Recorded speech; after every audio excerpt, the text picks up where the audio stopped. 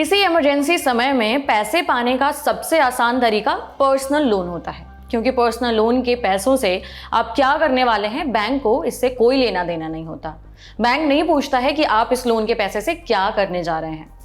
इसीलिए personal loan को bank unsecured loan में गिनते हैं, यानी ऐसे लोन जिनके बदले बैंक उधारकर्ता की कोई भी संपत्ति अपने पास गिरवी नहीं रखते हैं।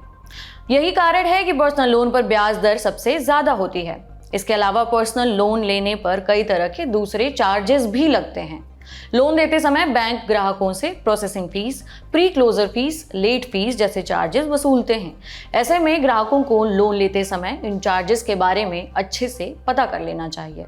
आइए विस्तार से जानते हैं कि बैंक पर्सनल लोन पर कौन कौन से चार्जेस वसूलते हैं। पर्सनल लोन लेते समय बैंक अपने ग्राहकों से सबसे पहला चार्ज प्रोसेसिंग फीस के रूप में वसूलते हैं। प्रोसेसिंग फीस के नाम पर कम से कम और अधिकतम कितना चार्ज लेना है, इसका फैसला बैंक ही करते हैं। फिनटेक कंपनी पेमी के फाउंडर और सीईओ महेश शुक्ला के मुताबिक कस्टमर को लोन देने में बैंकों को भी कई चीज़ों में पैसे खर्च करने पड़ते हैं, जैसे कि सिबिल स्कोर निकालने में, केवाईसी कराने में, लोन की रकम को खाते में क्रेडिट कराने में। इन तमाम चीज़ों में काफ़ी खर्चा आता है। ये सारे खर्च ही बैंक प्रोसेसिंग फीस के जरिए कस्टमर से वसूलते हैं। उन्होंने ये भी बताया कि ज़्यादातर बैंक या एनबीएफसी ये सारे खर्चे प्रोसेसिंग चार्ज में ही वसूल लेते हैं। पहले कई ग्राहक प्रोसेसिंग फीस देने में आनाकानी करते थे। उनका ये तर्क होता था कि लोन प्रोसेस करने के नाम पर इतना चार्ज करना गलत है, इसका कोई तुक नहीं बनता। यही कारण रहा कि बैंक पारदर्शिता लाने के लिए प्रोसेसिंग फीस को अलग अलग खर्चों में बांटने लगे, जैसे कि केवाईसी चार्ज, वेरिफिकेशन चार्ज और अन्य तमाम तरह के चार्जेस। फिलहाल ग्राहकों को लोन की रकम का 0.5 से लेकर 3% तक प्रोसेसिंग फीस के नाम पर देना पड़ता है।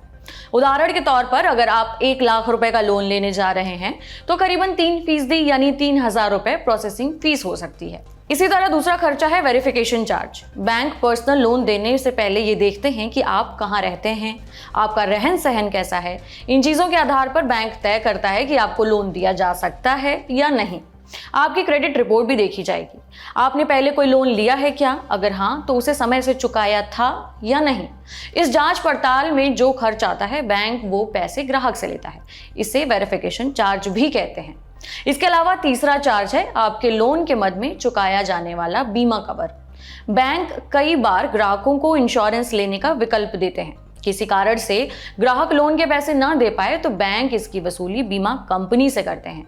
जानकार कहते हैं कि अगर 1 लाख रुपए का लोन ले रहे हैं तो इंश्योरेंस चार्ज के नाम पर 100 रुपए से भी कम का खर्चा आएगा। वैसे तो इंश्योरेंस लेना ऑप्शनल होता है, यानी वैकल्पिक होता है, लेकिन ग्राहकों को लोन इंश्योरेंस लेने की सलाह दी जाती है। मान लेते हैं किसी कारण से आपकी नौकरी चली जाए या कोई एक्सीडेंट हो जाए तो आपके लिए ईएमआई भरना मुश्किल होगा। ऐसे में लोन का बीमा रहा तो बैंक आपको परेशान नहीं करेगा, बल्कि आपके पैसे के लिए वो बीमा कंपनी के पास जाएगा।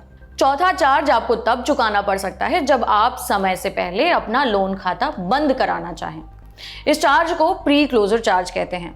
मान लेते हैं कोई ग्राहक अपने लोन अकाउंट को कुछ ही महीनों में बंद करा देता है, तो इससे लोन देने वाले बैंकों को घाटा होता है। ऐसे में इस घाटे की भरपाई के लिए बैंक और एनबीएफसी प्री क्लोजर चार्ज वसूलते हैं। प्री क्लोजर के नाम पर कितना चार्ज लगेगा, ये लोन की समय सीमा पर निर्भर करता है। इसे उदाहरण से समझते हैं। मिसाल के तौर पर मान लेते हैं किसी आदमी ने 3 साल का लोन लिया है और 6 महीने के अंदर वो अपने लोन को बंद करा रहा है। अब इस शख्स को 2% तक का प्री क्लोजर चार्ज देना पड़ सकता है। हालांकि अगर बैंक से अच्छे संबंध है, मतलब उस बैंक के साथ आप लंबे समय से लेन देन कर रहे हैं, तो ये फीस माफ भी हो सकती है। इन सब चार्जेस के अलावा ग्राहकों को लोन लेते समय ये जरूर देखना चाहिए कि अगर किसी महीने लोन की ईएमआई न जमा कर पाए तो लेट फीस के नाम पर कितने रुपए देने पड़ेंगे। एक किश्त भरने से चूकने पर 200 से लेकर 500 रुपए ज्यादा भरने पड़ सकते हैं। लोन के कागज में ये चार्ज लिखे होते हैं। कई बार लोग कागज पर साइन करने से पहले उसे नहीं पढ़ते हैं और बाद में लेट फीस देने में बुरा लगता है। इतना ही नहीं, ऊपर हमने जितने चार्जेस बताए हैं उन सभी पर 18% जीएसटी भी देनी पड़ती है।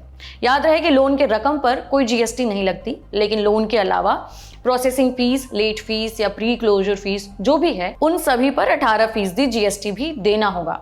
इसे एक उदाहरण से समझाते हैं। किसी ने 1 लाख रुपए का लोन लिया, उस पर 3,000 रुपए प्रोसेसिंग फीस लगी है। इसका 18% यानी 540 रुपए जीएसटी के लिए भी देना होगा।